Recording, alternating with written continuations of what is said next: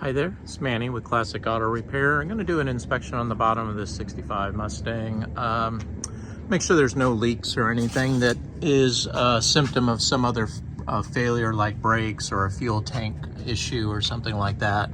Customer states that there's a little bit of a brown kind of drips on the back side of the car towards the 3/4, 75% towards the rear.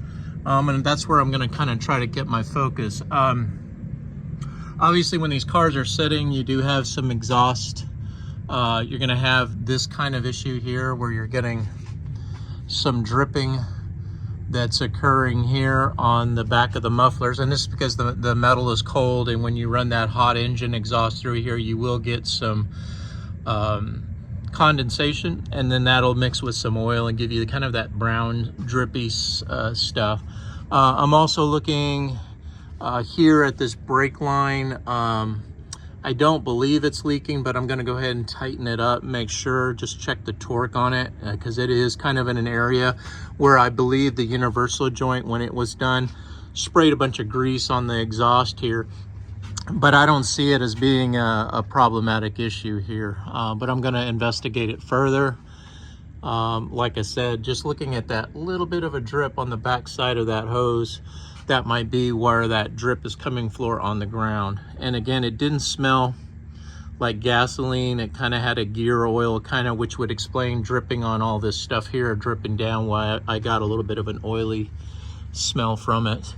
Don't see anything else along here.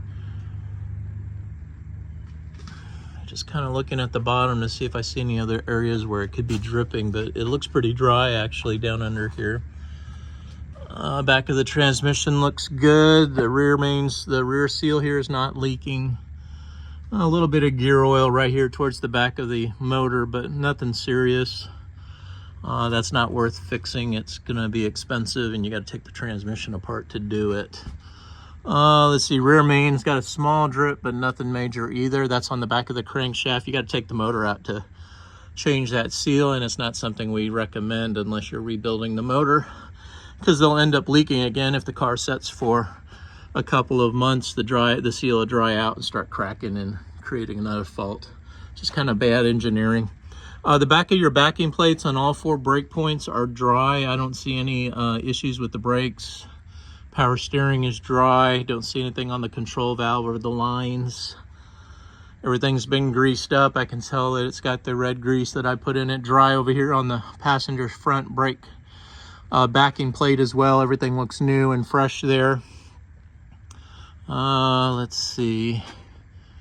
Got the starter cable there. Don't see an issue. I'm going to strap this loose cable up so that it doesn't get interfered with or get caught in something.